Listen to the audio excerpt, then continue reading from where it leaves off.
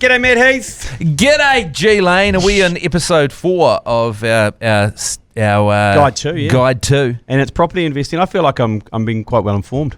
Yeah, man. I'm ready for some action. Yeah, well, this is one that's all about the action plan. Okay.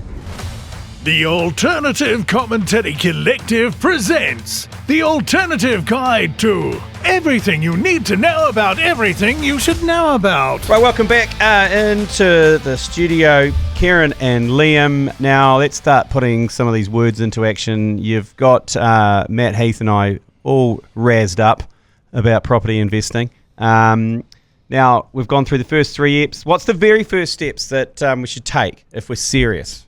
Okay, if we're getting serious about property investing. Yeah, so, I mean, we've covered a lot in the last 3 episodes. I think it's about tying it all together. You know, at the start we talked about, finding out what's important to you. So why are you trying to get into property investment? Is it, sort yourself out for retirement? We all know that living on the pension here is pretty... There isn't a lot of money in the pension when you get there, or anything. Whenever I get to... Particularly when they raise it. Yes, yeah, exactly. So it might be a finish line that's always moving away, just a little. You never quite get there. Yeah, you're exactly right. So, like for a lot of people, it is about retirement. You know, they want to take that into their own hands. So it's figuring out what's important. Maybe it's buying a rental property to pay off your mortgage quicker, helping your kids. So first, just setting up what's important to you. We've talked about the next step, which is really about assessing your situation. So, figuring out if you've got usable equity, or putting in a plan to place to get to that point you can buy a rental property. Understanding those fundamentals to find the right property and the right location, and then really it comes down to execution. So putting all that together and pulling the trigger on something that makes sense and running those numbers. Well, speaking of numbers, how do you figure out how much you can actually borrow, Kieran? The banks have been in the business, right, of lending for decades quite successfully, as we know, by the profits they make. So really, that's how you can assess how much you can actually borrow. But the problem, I guess, for most people is one bank might be a bit more generous on lending than the next bank. So you might go to a bank who declines you and the next bank approves you. So that's where a professional mortgage broker comes into, their own, because they represent many banks. I mean, we have brokers at Staircase and we shop the banks. Yep. So that, to me, that is the safest way of working out how much you can afford to borrow. We have a very simple calculator on the Staircase website where you can just put in the value of your home and your mortgage, and we can tell you roughly how much you might be able to borrow just purely based on your equity. Of course, you still need to go through the process, but that's a quick snapshot. Oh, that's quite good. Is that free? You just go on there and just plug it in? Yep. On the Staircase? Very simple, yeah. Oh, cool. Okay, now, well, do you need pre-approval for before you start shopping around, Liam? Yeah, it's generally a good idea. It's ultimately going to save you time and help you navigate it a bit easier. Yeah. It's like going out shopping without a budget in mind. That can be a little dangerous. If you've worked out exactly what you can borrow, you can go into it a bit better and start looking at the right properties in the right locations. Okay. So, and how long does it typically take? To go from thinking about it to owning your first rental? Yeah, well, I don't know about you guys, but it depends. I mean, a lot of our clients have been thinking about this for a long time. They just haven't been able to pull the trigger. So, maybe, I don't know whether that's something you guys have thought about, owning a rental property in the past. I've totally thought about it. Yeah. I'm thinking about it now. Yeah. I've been thinking about it for 3 episodes. Yeah. So, that's it. I mean, and so a lot of people have been, they've seen property prices go up over time. They've wished they were on the property investment ladder, and they just haven't really found the system, or they haven't, they've got stuck along the process, along the way, and not been able to find the right property. And that's where, we can tie that all together. We've built it into a system, and it's going to help you, and most clients, we can do this in 2 to 3 weeks. We can get them from that starting process, get them pre-approved, find a property, and get that up and running. Within 3 weeks? Oh. Yeah. It depends how proactive you guys are, that's my kind of time frame, because when I was shopping around just for a house, it was like pulling teeth. Yeah. And I never want to do it again. And that's probably what's kept me away from property investing. So I can't put myself through any more goddamn open homes, any more meetings with the mortgage man, or any more arguments with the wife. I mean, that's the thing. I mean, most of us are pretty busy, but the reality is, these decisions are going to impact your life long term. And it's easy to neglect it if you got little nippers running around, you got sport on the weekends, but quite often we'll come out and meet with clients in the evenings, 6, 7, 8 o'clock at night, once the kids are at bed, and we can sit down, have a pretty good discussion about, what they want to get out of this, and really put a bit of a a bit of a strategy in place for and it. a lot of people don't really know where to start. They haven't got the team, or Yeah. they don't even know. I mean, it's one thing to go and get your mortgage, but it's actually another to have the right accounting advice, the Yes. right Yeah. structure, everything. Where's So the infrastructure coming from? Yeah. the research. Yeah. So that's why at Staircase, our system's fantastic in that it gives that complete team wraparound. So it makes that first step relatively easy, rather than being this huge, mammoth task of I don't know what I don't know, Yeah. and where do Yeah. I go? So can you, who's winning? Karen, can you share an everyday Kiwi who started with very little and is now built some real wealth through property investing? Yeah. I'll put my hand up. I bought my first property with a little bit of cash a long time ago, and then the value of that increased, and I bought my first investment property, and then that enabled me to buy my next investment property. So, without putting any more money in. So the only money I ever put into property in cash Yeah. that I hadn't generated through, that was generated through working, was actually that very first property that I bought. So, it's actually relatively simple if you know how, and you can take those steps, with the right support around you. Do property investors, is there a type of person that property invests? Is it some people that can, some people that can't? Is there a type? Actually, you'd be surprised, but investors come from all walks of life, and most investment properties are owned by what we call mum and dad investors. So, just working in a job, a tradie, and a teacher, a nurse. They're also professionals that are very busy, or business people as well. Yeah. But you would be surprised at the type. Actually, there's not so much a common type, but they do have something in common, which is they are prepared to take that first step, because it's the first step that's actually the most difficult to take. So they have actually made the commitment to take action. That's really critical. The first step a lot of on people, the staircase. Yeah. A lot of people will dither, and Yeah. as a friend once told me, the ditherer is lost. Yeah. So you guys don't dither. Yeah. If you want to take control, if you want to put your future, your financial future, into your own hands, Yeah. rather than relying on something else to do it for you, that's what you need to do. Is you actually need to take action. Well, with a lot of dithering is around, you may have decided you want to take action, but you don't really even know what that is, what the first step is, how you even start the process. You might even want to spend a lot of time on it, but you don't even know. So, yeah. Liam, you've spent a while working at Staircase. What's one of the most inspiring success stories that you've seen while you've been there? Yeah, I would probably have to talk about one of our first clients. He was a builder by trade, and he jumped into the scene quite early on, bought his first property. But what he did quite well was he, every year or two he added to the portfolio. So as those properties went up in value, and his cash flow went up, that led him to be able to do another property. So it didn't take him long. I think that was back in the early 2000s. But after about 10, 15 years, he was in a position where he could retire, and he ended up moving over to Bali and spends the majority of his life over there, and comes back and checks out his properties. But he was disciplined. What age was he when he was retiring? He's in late 40s. I think. Out of town. Yeah, we all dream.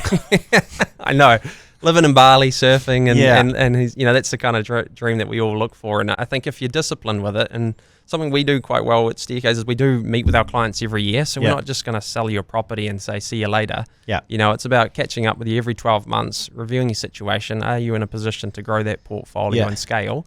And just working with you to sort of get to that long-term vision that you started with the journey with us. So Kieran was saying there's not really a set type of person that invests, but what have they got in common? What have investors got in common, Liam? Yeah, well, they're disciplined. I think one of the big things is they've got that long view. So it's easy in the world we live in today to be scared away from the headlines and things like that. But those don't tend to phase the experienced investors or the ones that have been in it for a while. Don't panic. Yeah, exactly. So if you set things up the right way and you structure them correctly and you're in it for the long haul, and you've worked through various scenarios from the get-go, that's going to help you stay the course and make sure that you are in for the long run. So, Kieran, do investors need to stick to one location and property type, or do they need to diversify? Well, diversification is good, but especially if you're going to grow a large portfolio, right? You don't want all your eggs in one basket, as we know.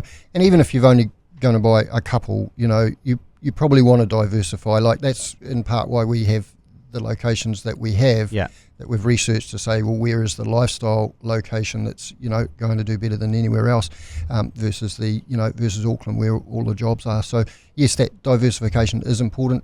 Types of property, yes, the bigger your portfolio gets, the more you want to diversify. So you want to have some flats and some townhouses and maybe some land, but that's an aspiration that may or may not appeal, depending on if you're if you're just a mum and dad investor and you're not really that aggressive, you just want to comfortably give yourself some some leeway in the future, then you still pays to diversify. But again, come back to it, you've got to do your due diligence. Liam, what do people usually say once they've actually bought their first investment property? What kind of feedback do you get? It's kind of mixed at times. Sometimes they're pretty nervous and they ask themselves, what have they done? I ask myself that all the time. But then, the majority of people are just like, they've been thinking about this for a while. Yeah.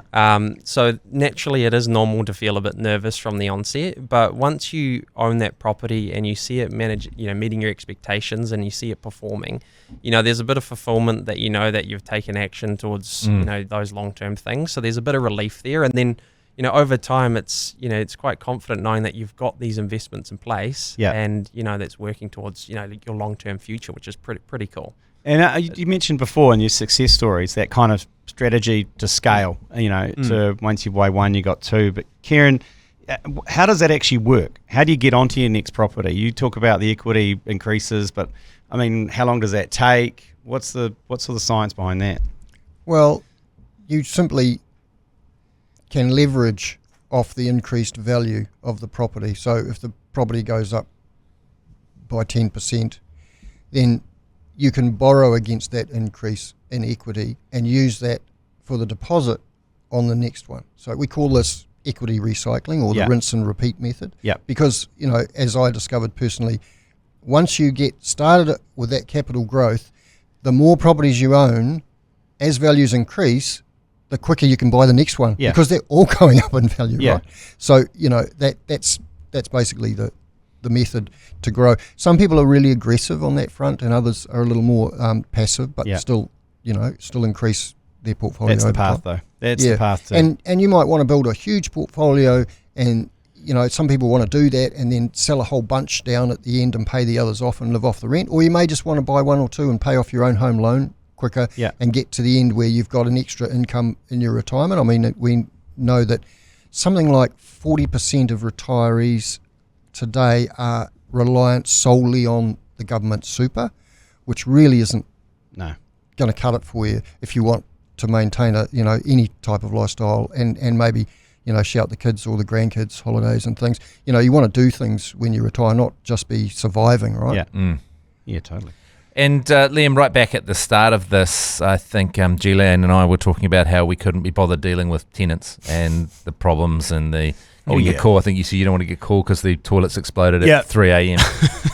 So do you need a property manager from day one if you're planning to build a portfolio, or do you just run it yourself and stuff?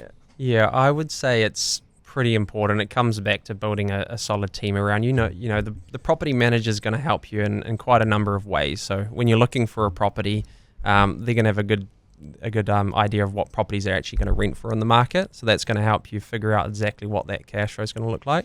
But when it comes to finding you the right tenant, the property manager is like your director of your business. So the property you own will be run like a business. And so they will be able to find you a good tenant. They'll make sure you're getting the best rent for it.